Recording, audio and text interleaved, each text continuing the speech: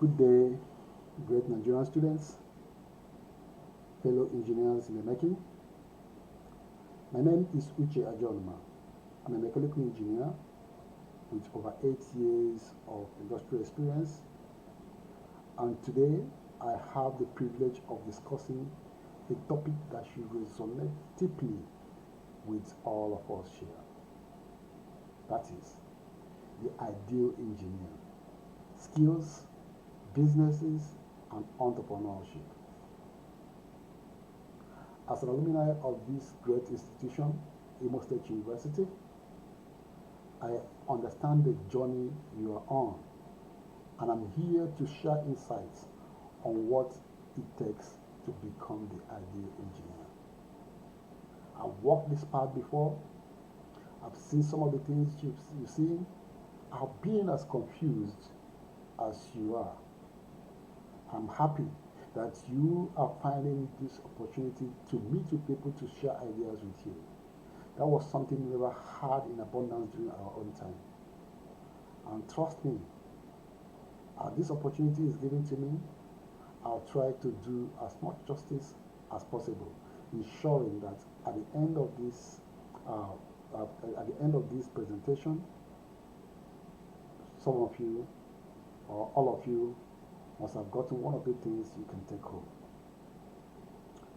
So, as engineers or aspiring engineers, our journey will encompass the vital technical skills that lay foundation for engineering excellence. Explore the interesting and intriguing world of engineering in the business context, and delve into the exciting realm of entrepreneurship, which is tailored to your generation of engineers, the Gen Z engineer. Let's spend a little couple of time to discuss about the skills that are needed of an engineer in this modern era.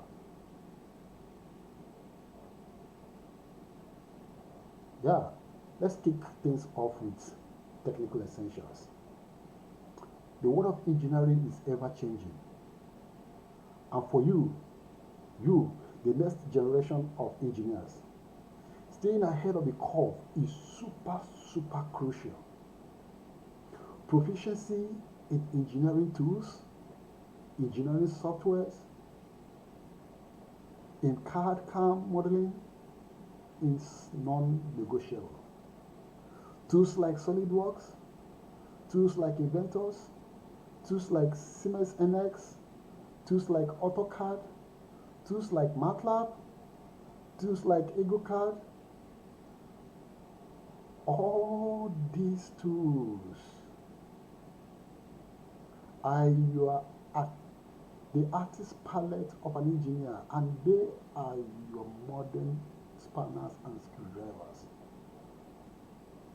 I'm not saying as an engineer you don't need to know how to use the real hands-on tools, the hand tools, but these are the tools that you most predominantly use in your day-to-day activities as an engineer. The software tools, because that's where the world is today. No one is ever using drawing table and drawing board anymore. Yes, it's okay to learn how to do those, but trust me, in the field as an engineer, you're not expected to use a drawing board to make any drawing. So the key is not just learning these tools, but adapting and learning continuously in a rapidly evolving technological landscape. The field of engineering changes at the speed of time. It evolves. What you learn today, in the next few moments, is no longer relevant. AIs are coming, taking up things, doing things that we were not able to, that was previously difficult for us to do, doing things that you're supposed to do, and a lot of people face the risk of losing their job if they don't continuously learn. Continuous development, continuous development.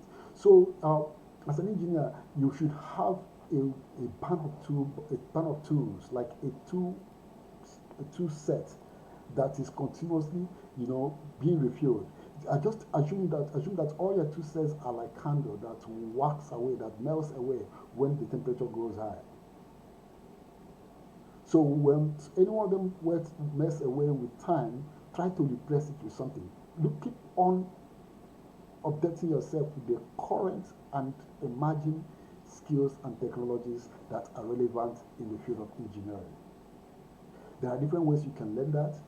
You can learn that by attending conferences. You can learn that by subscribing to newsletters about engineering. You can learn that by belonging to small groups that talk about engineering. You will learn, you will hear about things that are changing, and also try as much as possible to adapt to those changes, because the field of engineering, the field of engineering is super volatile. But it's not just about learning software. It's not about learning software. That's not all you should learn as an engineer. If you don't mistake me, you need to master the mechanics too. You need to be a hands-on engineer. One of the things that makes us stand out as engineers is our ability to know the administrative engineering and the hands-on engineering. If you find me in the field, you will see my sleeve roll down on the floor, taking things into pieces and putting them together, making things work. I've learned to use different types of hand tools and power tools. I've learned to understand and learn all the processes, manufacturing processes that required in the field of mechanical engineering, so that I'll be able to correct a machinist when the machinist is not machining a part the way it's supposed to machine a part. I can handle the machine, the lathe machine, a milling machine, or whatever the case is, and turn out the parts the way I want it to be. You have to learn the mechanics too. So, when you are taught about machining, look for the roadside machinist and do some months internship or some months attachment to the person to learn how to machine. After learning the software and all of that, learn how to weld. Learn how to do all those things. I'm not saying that those are what engineers do, but as an engineer, you're supposed to know how to do all those things. You're supposed to understand the mechanics of engineering, the kinematics of engineering.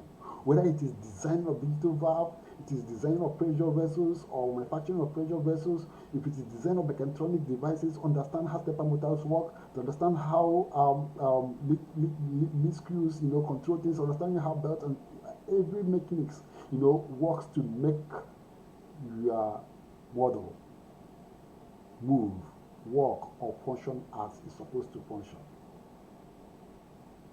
Your knowledge of advanced skills in CAD, applied mechanics, and technology advancement is what is really going to set you apart as an engineer. I can repeat this again, or you can listen to this video over and over again and memorize on what I've told you today. I'm not speaking just because I want to speak. I'm talking to you based on experience. 8 years of experience in the field is what I'm trying to give to you here, so that you will understand what is required of you as an engineer even before you left the four walls of the university. So, before you go out of this place, embrace the technical skills and be the innovator of tomorrow. I hope this is sinking. Now let's look about let's astray the business aspect of engineering. Becoming the ideal engineer is not just about technical prowess. If you like I mentioned, yes, those are super critical, they're super important, they are very nice, they are very amazing, they are, in fact, they are indispensable, that are critical, if I may say. But you need to understand the business side of engineering also.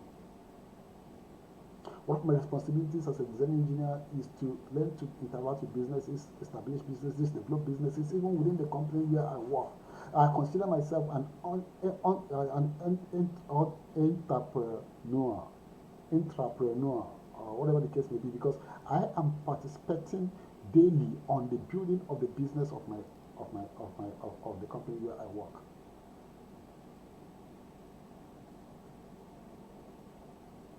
You need to understand the business side of engineering.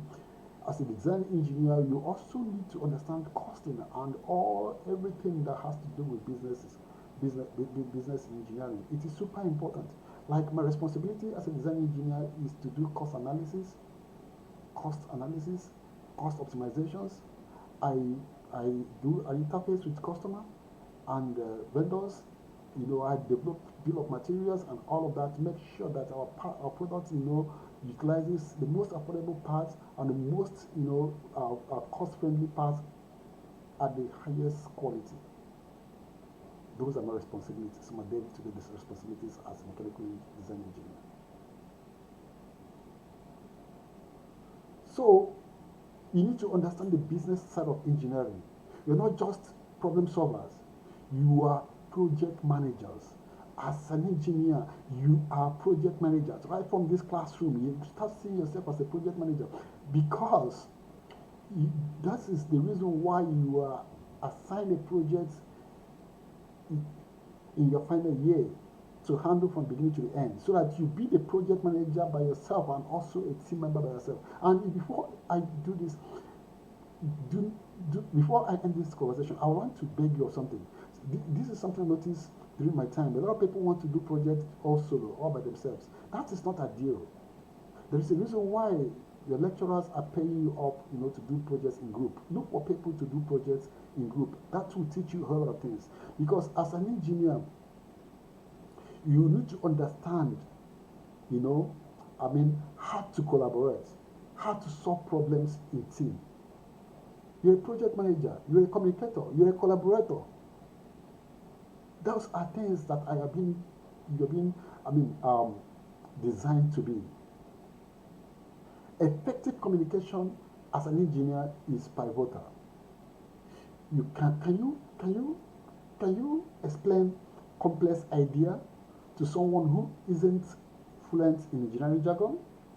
Maybe meet your mother, maybe who sells in the market, and explain the projects you are building. Probably you're trying to create power grid, and your mother is asking you what you're doing. You break it down to your mother without having to blow her head off with engineering jargons.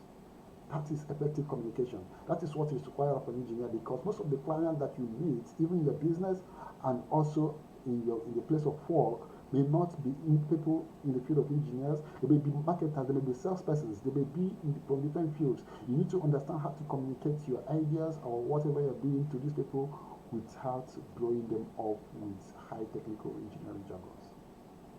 That's the game changer. Teamwork is the bedrock of our profession. Like I mentioned earlier, cross-functional collaborations is what makes a project succeed. That is the reason why you do not need to do your final year project in silo.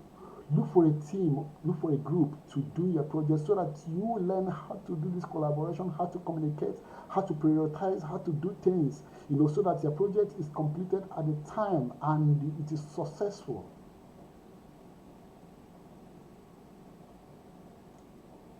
Because in your future career, you need to be leaders of team. You need to also be team players all at the same time. So it's time for you to start inculcating all those skills into yourself at this time. Because you don't need to learn how to use the left hand when you have finally grown old. This is your time.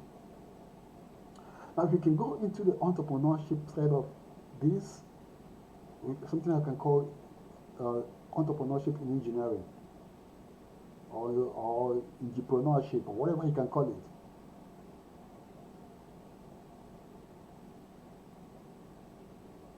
Now, I want to let you know that the world is your oyster.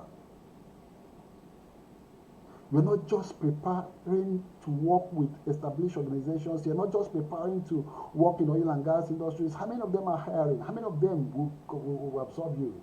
We had these misconceptions when we were in the university, believing that when all of us come out of the university, Shell, Ajib, Slumberger, and all of them will start calling on us and all of that. At the end of the day, it wasn't actually true. You can become, you can be the innovator who drives change. You can be the innovator who set up things that make others to eat.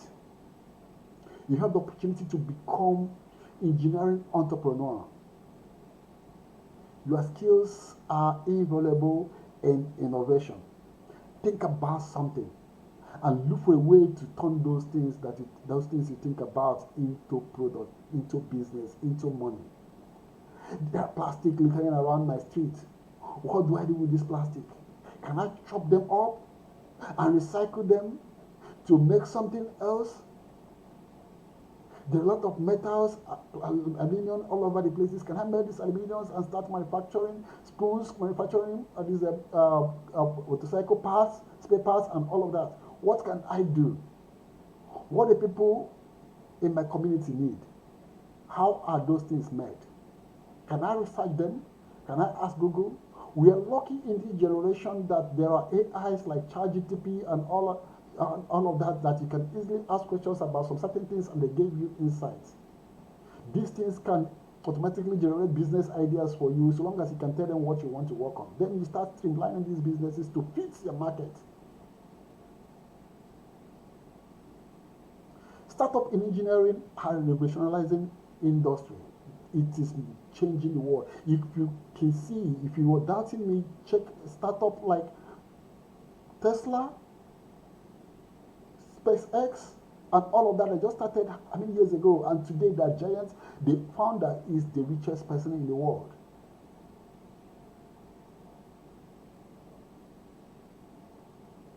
What are you planning to do with your final year project? How do you plan to do your final year project? Do you want to recycle the project that have been done by other people? Even if you want to recycle them, those people might have missed to turn those projects into business. Why not turn those projects into business?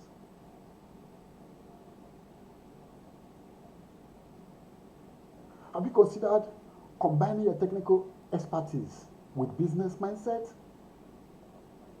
Have you thought about how to use that welding that you have learned to weld into business? Have you thought about how to put metals together and use it to solve problems and people will pay you money to get them?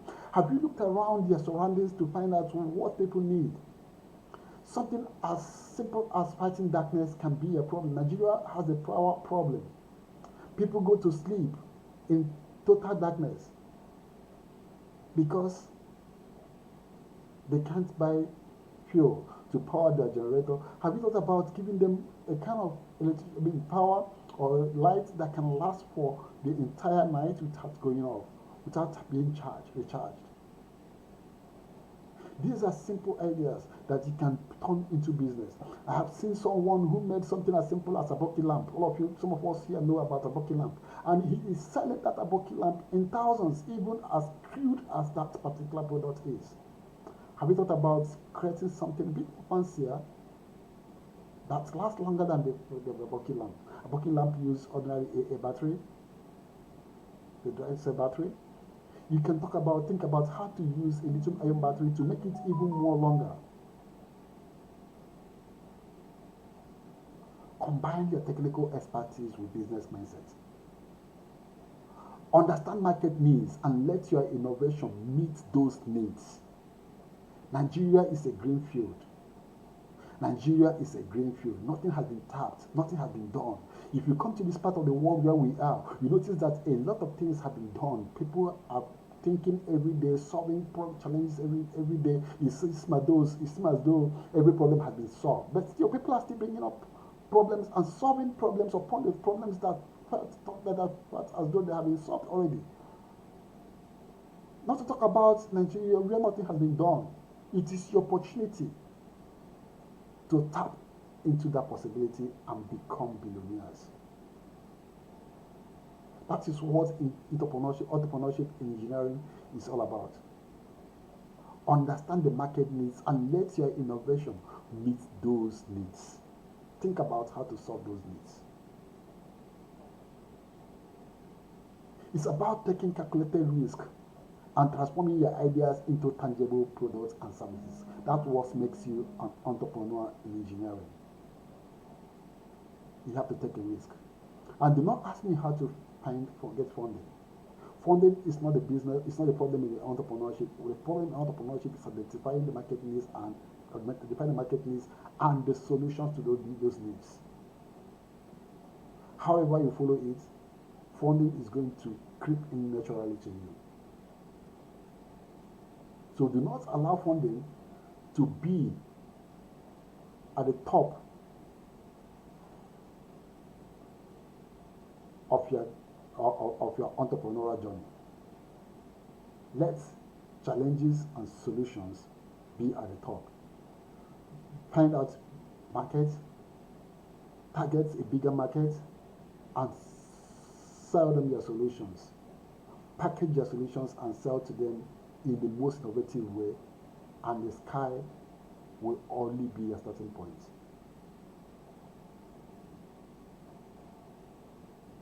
So in conclusion, embracing these qualities is what defines an ideal engineer.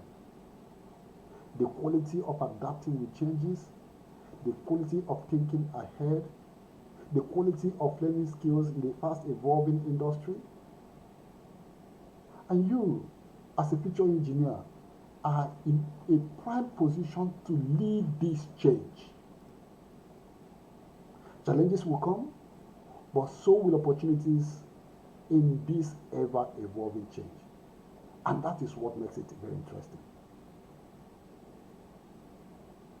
It is up to you to seize these opportunities. And I have no doubt that you will, because I look forward to meeting you at the talk. Thank you so much for your attention. Once again, my name is Uche Ajuonuma.